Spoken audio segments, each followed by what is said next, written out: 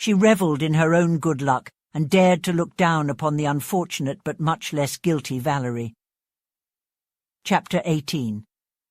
"Am I really in such a sorry state," Valerie exclaimed, "that I am merely deserving of pity? Will I no longer hear words of approval? Will I never again have a friend whose face will light up with happiness whenever I come near? Oh, how foolish, how incredibly reckless I have been! I cannot decide which is more agonizing to bear, the mocking smirk or the sympathetic look that is evident on the faces of my fellow women. Both are equally degrading. Oh, my dear parents, if only you could witness the child of your love, the daughter whom you cherished so dearly, a lonely and isolated individual, devoid of companionship, here enduring the weighty hours in profound sorrow and heartache, without any female friend to whom she can confide her grievances, no beloved mother, no woman of integrity to be seen in my presence. And even though your Valerie has fallen so low, she cannot associate with dishonor." These were the distressing thoughts that occupied Valerie's mind. Montreville had situated her in a small house a few miles away from New York. He provided her with a female attendant and supplied her with the necessary funds. However, his time was completely consumed by work and pleasure, leaving little for the woman he had severed from her family and stripped of innocence. Occasionally, he would sneak out in the late evening and spend a few hours with her. During those times, she was so devoted to him that all her sorrows were forgotten as she basked in his company. She would relish a moonlit stroll or sit with him in a small gazebo at the end of the garden, playing the harp and accompanying it with her mournful yet melodious voice. However, he would often, very often, promise to visit again, only to forget his promise and leave her to lament her disappointment. What agonizing hours of anticipation would she endure? She would sit by a window that overlooked a field he used to cross, counting the minutes and straining her eyes to catch the first glimpse of him, until overcome with tears of disappointment. She would then rest her head on her hands and freely express her sorrows. Then, grasping onto a new hope, she would resume her vigilant position until the darkness of evening covered everything in a shadowy haze. She would then resume her grievances and, with a heart overwhelmed by unrequited love and hurt feelings, retreat to a bed scattered with thorns by remorse. She would futilely seek solace from sleep, the comforter of tired souls that rarely visits the sorrowful. Who can truly understand the sorrow that consumed Valerie's mind? The wife whose heart burns with affection for her husband, only to be met with indifference, can only begin to comprehend her anguish. The position of such a woman is dreadfully painful, but she possesses many comforts that our unfortunate Valerie was denied. The loyal and devoted wife, despite being treated with indifference, finds solace in knowing that she does not deserve neglect and has always fulfilled her duties with utmost precision. She believes that through constant dedication and unwavering attention, she can win back her estranged partner's affection and be doubly happy. She is aware that he cannot abandon her to be with someone else, nor can he condemn her to a life of poverty and contempt. As she looks around, she sees the warm smiles of those she holds dear and the compassionate tears of consolation, which bring her comfort. From these circumstances, she derives solace. On the other hand, the unfortunate young woman, misled by thoughtless passion, has lost the respect of the very man for whom she has sacrificed everything dear and valuable in life.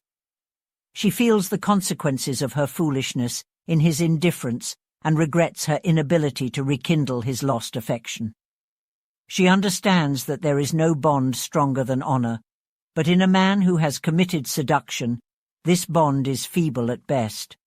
He can abandon her in an instant, leaving her to shame and destitution. He can marry someone else and forsake her forever, and if he does, She has no recourse, no sympathetic companion to offer her the soothing balm of consolation, no benevolent hand to guide her back to the path of righteousness. She has brought disgrace upon her friends, lost the respect of society, and ruined herself. She feels like a lonely and impoverished soul amidst a sea of people. Shame forces her to bow down, remorse torments her troubled mind, and guilt, poverty, and illness bring her tragic demise. She fades away unnoticed into oblivion. The finger of disdain may point out to some passing young woman of joy the humble bed where lies this fragile sister of mortality, and will she, in the boundless happiness of her heart, rejoice in her own spotless reputation, and triumph over the silent remains of the deceased? Oh no, if she possesses a heart of empathy, she will pause and address the unfortunate victim of foolishness in this manner. You had your faults, but surely your sufferings have atoned for them. Your mistakes led you to an early grave, but you were a fellow human being. You have been unhappy, so let those mistakes be forgotten. Then, as she bends down to remove the harmful weed from the ground, a tear will fall and consecrate the spot to charity. May the sacred drop of humanity be forever honored.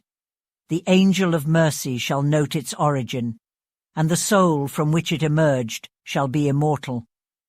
My dear madam, do not furrow your brow in disapproval. I do not intend to justify the faults of those unfortunate women who become victims of guilt and folly.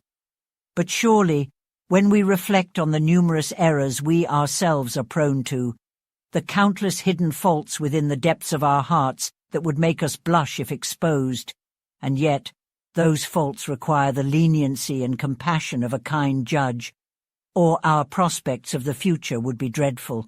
I say, my dear madam, when we consider this, we surely can sympathize with the faults of others.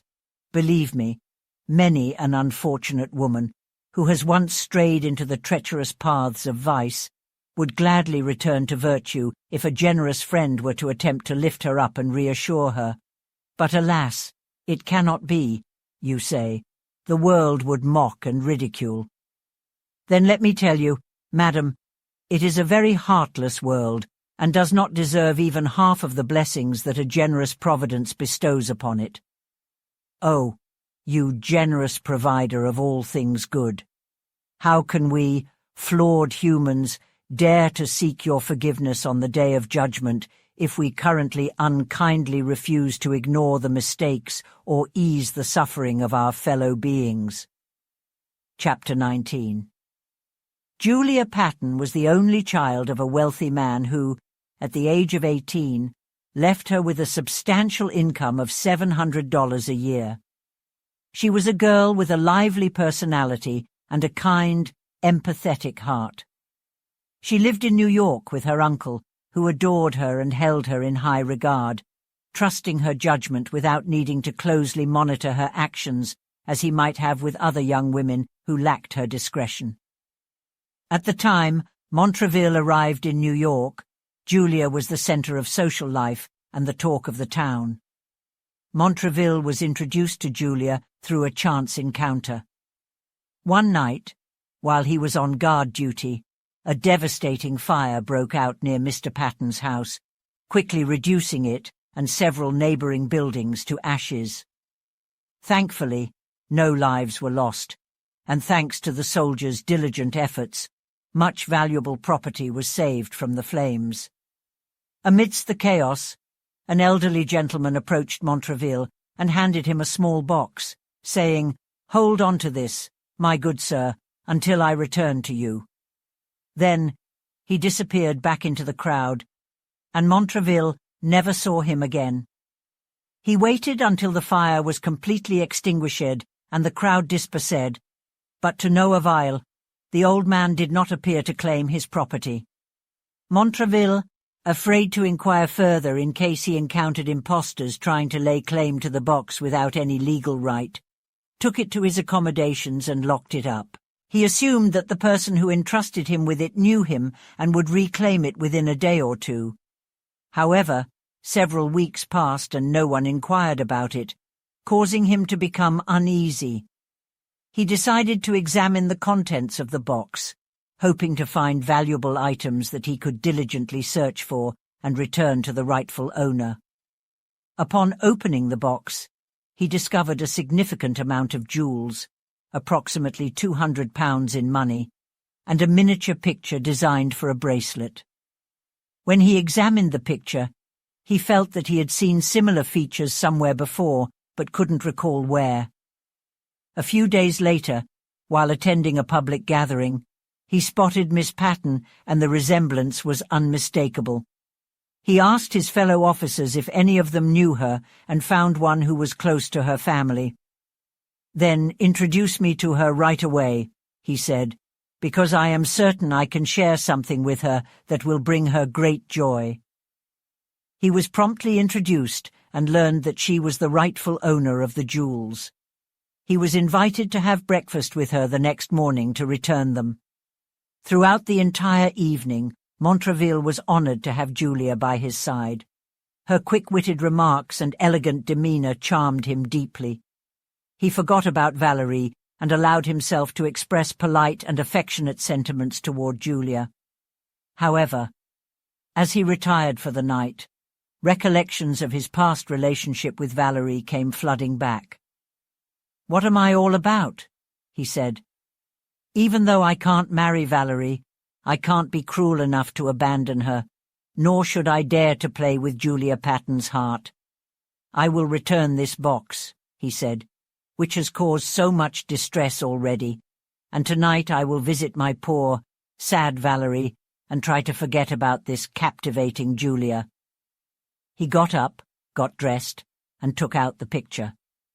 "I will keep this one separate," he said, "and by giving it to her when she thinks it's lost, I will make it even more special."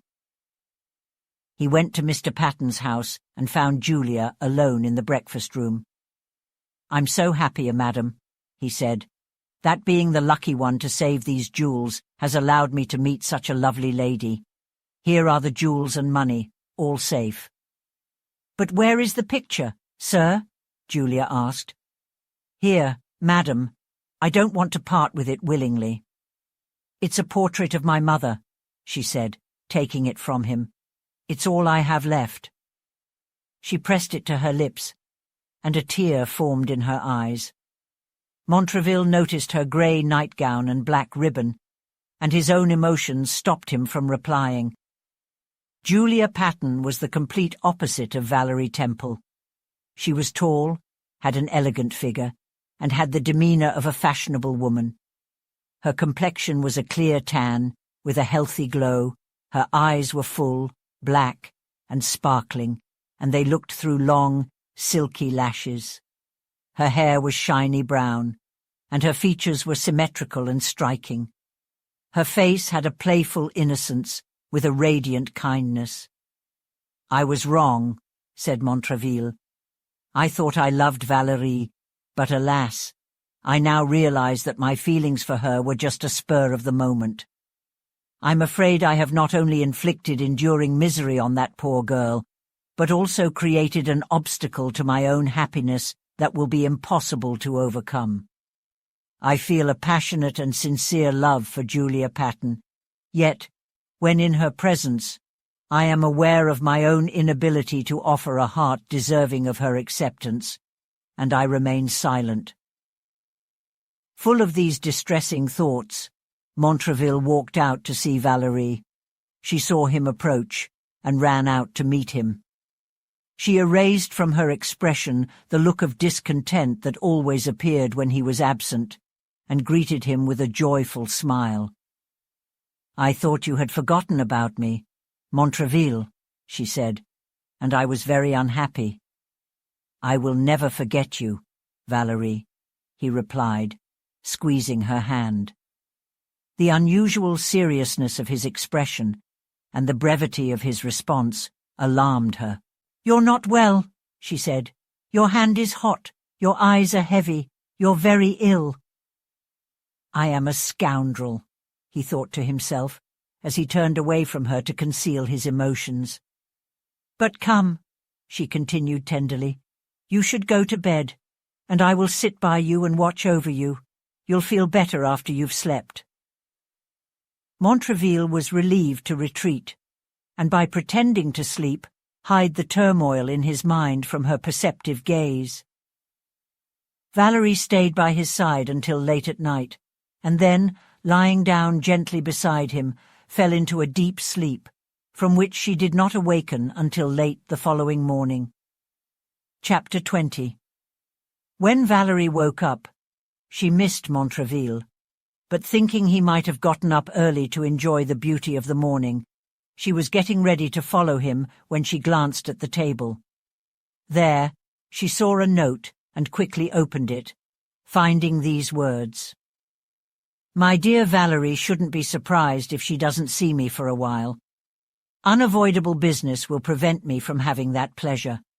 Rest assured, I am perfectly fine this morning, and what you thought was an illness was simply fatigue, which has completely disappeared after a few hours of rest. Make yourself happy and be certain of the unwavering friendship of Montraville. Friendship? Valerie exclaimed emphatically as she finished reading the note. Has it come to this? Alas, poor, abandoned Valerie. Your fate is now painfully clear. Montraville is no longer concerned with your happiness, and shame, regret, and unrequited love will be your only companions from now on.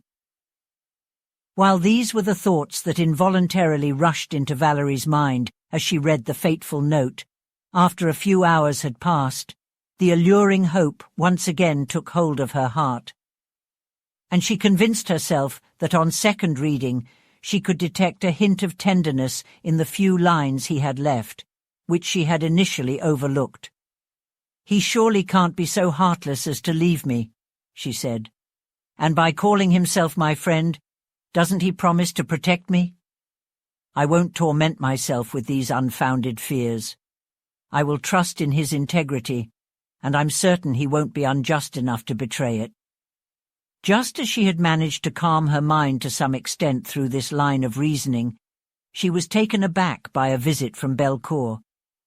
The sadness evident on Valerie's face, her swollen eyes and neglected appearance, immediately conveyed to him that she was unhappy.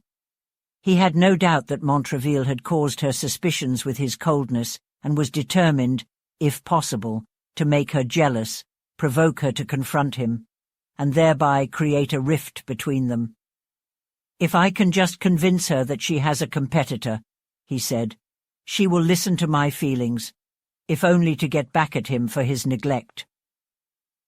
Belcourt had limited knowledge of the female heart, and what he did know pertained only to those who lived loose and dissolute lives. He had no concept that a woman could make a mistake and still possess such a strong sense of honor as to reject with horror and contempt any attempt to repeat the offense. He never imagined that a gentle, kind-hearted woman, once deeply attached, when treated unkindly, might suffer a broken heart, but would never entertain thoughts of revenge. His visit was brief, but before he left, he planted a scorpion in Valerie's heart, whose venom embittered every moment of her future life. Now, let us briefly return to Colonel Rivera. He had been married for 3 months, and in that short time had discovered that his wife's behavior was not as prudent as it should have been. But his admonishments were futile. She had a volatile temper, and to the Colonel's great misfortune, he had developed a sincere affection for her. She recognized her own power and, like a skilled manipulator, made every action appear in whatever way she desired to him. His acquaintances laughed at his blindness, his friends pitied his infatuation, his kind-hearted daughter, Mrs. Henderson, secretly mourned the loss of her father's love, and lamented that he should be so completely under the sway of a cunning and, she greatly feared, dishonorable woman. Mrs. Henderson was kind and charming. She didn't enjoy the hustle and bustle of a city, so she convinced her husband to get a house a few miles away from New York. By chance, she ended up in the same neighborhood as Valerie. Their houses were close to each other, and their gardens were connected. It didn't take long for Henderson to notice Valerie's presence. She recognized her intriguing features and saw the sadness that was so evident on her face. Henderson felt heartbroken at the thought that Valerie might have lost her honor, her friends, and everything valuable in life, condemned to suffer in a foreign land and die prematurely with a broken heart. "I wish I could save her from such a cruel fate," she said. "But the merciless world has closed the doors of compassion on a poor, vulnerable girl who, with one kind friend to support and guide her, would gladly return to a peaceful and virtuous life. Even the woman who dares to show pity and try to bring back a lost sister is met with scorn and ridicule, although angels are said to rejoice in such actions." The more Mrs. Henderson observed Valerie's solitary existence, the more she desired to speak with her. Every time she saw Valerie's tear-stained cheeks, she would say, "Dear sufferer, I would gladly provide you with comfort and solace if I wasn't afraid of being mocked." However, an accident occurred that made her resolve to face the world's mockery and enjoy the heavenly satisfaction of comforting a despairing soul. Mrs. Henderson was an early riser. She was walking in the garden one morning, leaning on her husband's arm, when they noticed the sound of a harp. They listened closely and heard a soft, melodious voice singing the following verses. "O radiant sun, shining so brightly, emerging from the sea, to bring light to all of nature, what do your rays mean to me? In vain your glories urge me to rise, to welcome the new day. Alas, my morning offering is still to weep and pray. For what is nature's beauty to someone with a weary heart, who can find neither peace nor comfort, nor a friend on whom to impart? Oh, never, never, as long as I live, will my heart's anguish cease. Come, friendly death, grant your command, and let me be at peace." "That's poor Valerie," said Mrs. Henderson, a single tear sliding down her cheek. Captain Henderson was concerned by her reaction. "Who is Valerie?" he asked. "Do you know her?" In the tone of a compassionate angel, she revealed to her husband Valerie's unfortunate situation and the frequent desire she had to help her.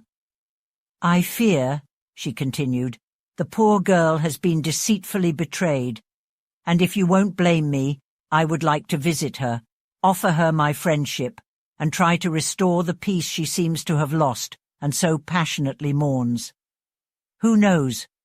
My dear," she affectionately placed her hand on his arm, "who knows if she has left behind loving, caring parents who grieve her mistakes? If she were to return, they might joyfully receive the repentant soul and wash away her faults with tears of happiness. Oh, what a wonderful reflection it would be for me if I could be the fortunate instrument to restore her. Valerie's heart may not be corrupt. Henderson." "Remarkable woman," Henderson exclaimed, embracing her, "how you continue to elevate in my estimation with each passing moment. Follow the call of your generous heart, my Rebecca. Let critics and ignorant individuals criticize if they dare, and criticize a sensitivity they never experienced.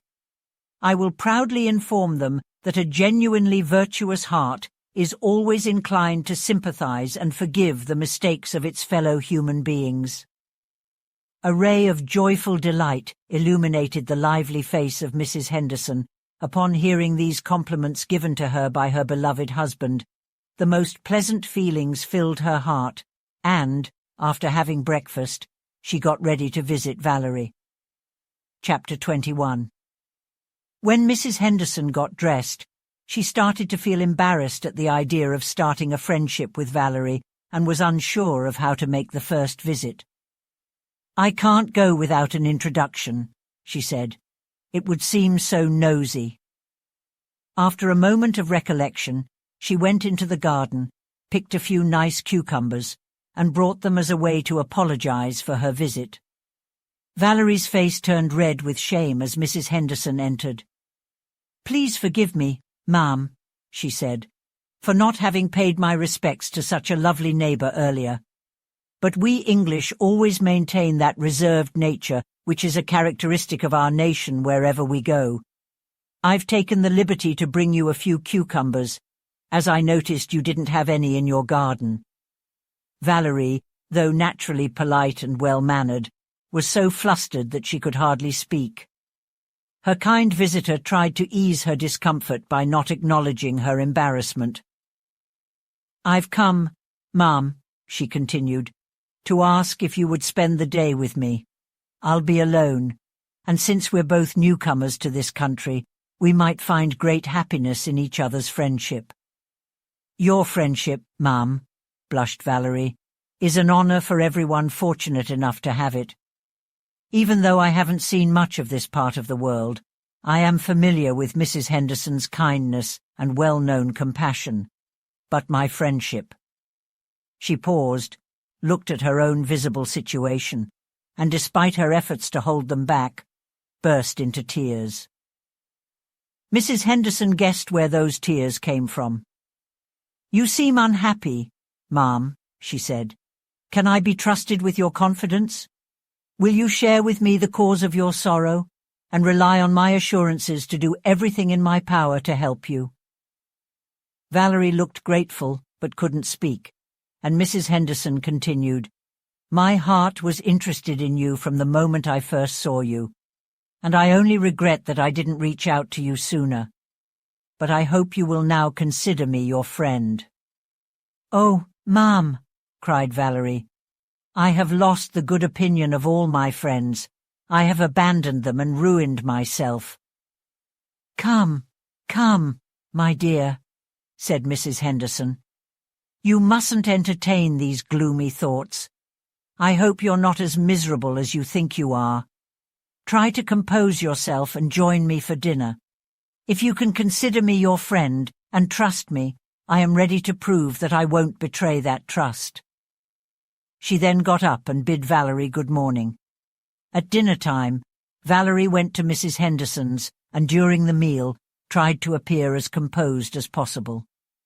But when the table was cleared, she gathered all her courage and decided to tell Mrs. Henderson about everything that happened before her unfortunate escape and her strong desire to leave a way of life that was so contrary to her feelings.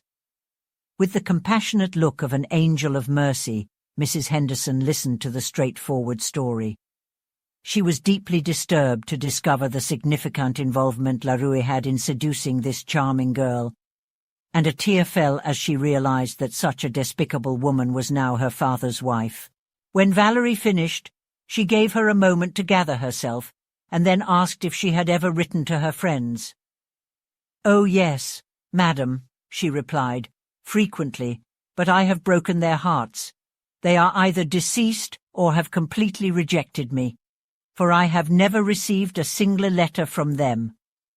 "I rather suspect," said Mrs. Henderson, "that they never received your letters, but imagine if you were to hear from them, and they were willing to accept you. Would you then leave this cruel Montreville and go back to them?" "Would I?" exclaimed Valerie, clasping her hands. "Wouldn't the poor sailor, tossed on a stormy ocean, threatened with death at every moment, gladly return to the shore he had left to trust in its deceptive calmness? Oh, my dear madam, I would return, even if I had to walk barefoot across a scorching desert and beg for a meagre amount from each traveller to support my existence. I would endure it all gladly if only I could see my dear, beloved mother once more, hear her forgive me, and bless me before I die, but alas, I will never see her again. She has erased the ungrateful Valerie from her memory, and I will go to my grave, burdened with her and my father's curse." Mrs. Henderson tried to comfort her. "You will write to them again," she said, "and I will ensure that the letter is sent on the first ship that sails for England. In the meantime, stay hopeful and believe that everything is possible if you dare to deserve it. She then changed the subject, and after Valerie had a cup of tea, she bid her kind friend a good evening. Chapter 22. Once Valerie returned home, she attempted to gather her thoughts and picked up a pen to write to her dear parents, whom she still loved deeply despite her mistakes. However, her efforts to write coherently were in vain. Her tears flowed so rapidly that they almost blinded her. As she tried to describe her unhappy situation, she became so overwhelmed that she had to abandon the attempt and retire to bed. Exhausted from the mental strain, she fell into a slumber that provided much-needed refreshment. The next morning, she woke with a spirit better equipped to face the painful task ahead. After several tries, she finally completed the following letter to her mother, to Mrs. Temple, New York. Will you, my once kind and ever-beloved mother, accept a letter from your guilty but repentant child? Or have my ingratitude justly angered you to the point of forgetting the wretched Valerie?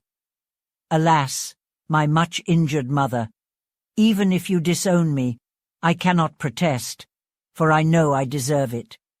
Yet, believe me, despite my guilt and the crushing disappointment I caused to the most affectionate parents a girl could have, even when I abandoned you and our happiness, I loved you deeply, and my heart bled at the thought of the pain you would endure. Oh, that moment will never be erased from my memory as long as I live. It felt like the separation of soul and body. What excuse can I offer for my actions? Oh no, I indeed love my seducer. But even though that passion is strong in a young heart filled with sensitivity, it wouldn't have overcome my love for you, my dear parents, if I hadn't been encouraged, or rather, pushed to take the fatally unwise step by one of my own kind, who, pretending to be a friend, led me to ruin. But don't think that your Valerie was so lost as to willingly plunge into a life of disgrace. No, my dear mother, deceived by the deceptive appearance of my betrayer, and with every suspicion calmed by the most solemn promises of marriage, I didn't think those promises would be so easily forgotten. I never once thought that the man who could stoop to seduction wouldn't hesitate to abandon the miserable object of his desires whenever his fickle heart grew tired of her affection. When we arrived at this place, I foolishly expected him to fulfill his commitments, but I was ultimately convinced that he never intended to make me his wife, or if he had considered it at one point, his mind had now changed. I refused to ask for his mercy when I couldn't obtain his love. I knew I had lost the only thing that could make me respectable in the eyes of the world. I kept my sorrows locked within me and endured my injuries in silence. But how can I go on? This man, this cruel Montreville, for whom I sacrificed my honor, happiness, and the love of my friends, no longer looks at me with affection, but despises the naive girl whom his cunning has made miserable. Can you imagine, my beloved parents, seeing me in such a state? Without any social connections or friends, burdened with remorse, and, as I write this, a burning blush of shame spreads across my cheeks, tormented by the pain of unrequited love. I am deeply wounded by the indifference of the one who, after stripping me of all other sources of comfort, no longer deems it necessary to console the very heart where he planted the thorn of everlasting regret. My daily occupation consists of thoughts of you and tears, praying for your happiness while lamenting my own foolishness. Even my nights offer little respite, for if I happen to close my weary eyes and hope for a brief respite from sorrow, my vivid imagination transports me back to you.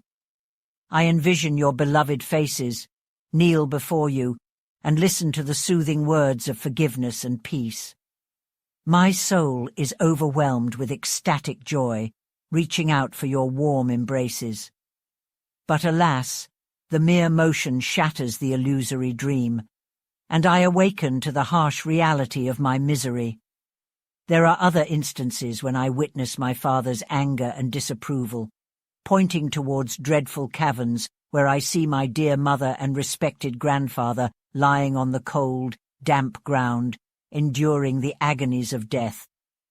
I desperately try to reach out to you, but you push me away, screaming, "Valerie, you have killed me." Horror and despair grip every nerve in my tormented body. Startled, I flee from my restless bed, exhausted and devoid of rest. Disturbing as these reflections may be, there is one more dreadful revelation that surpasses them all. Mother. My dear mother, please do not let me break your heart completely when I disclose that in a few months I will bring an innocent witness of my wrongdoing into this world. Oh, my bleeding heart, I will bear a pitiable little creature, destined to inherit infamy and disgrace. This alone has compelled me once again to reach out to you, to implore you to champion the cause of this unfortunate unborn child, and to request your safeguarding of your lost Valerie's offspring. As for myself, I have written numerous times, pleading for forgiveness and begging to be welcomed back into the embrace of our paternal home. However, having received no response, not even a single line, I greatly fear that you have forever cast me aside. But surely you cannot refuse to protect my innocent baby. It bears no responsibility for its mother's transgressions. Oh, my father, oh, beloved mother, now I experience the torment I inflicted upon your hearts, reverberating with even greater intensity within my own. If my child happens to be a girl, God forbid, inform her of her mother's unhappy fate and teach her to avoid my mistakes. If a boy, teach him to lament my sufferings, but do not divulge the identity of the one who caused them. We would not want him to inadvertently disturb his father's peace while seeking retribution for his mother's injustices. And now, dear friends of my soul, compassionate guardians of my early years, farewell. I sense that I shall never again have the hope of seeing you. The anguish in my heart strikes at the core of my existence, and soon I shall find peace. Oh, if only I could receive your blessing and forgiveness before my demise, it would ease my journey into the serene embrace of the grave and provide a blissful glimpse into eternal happiness.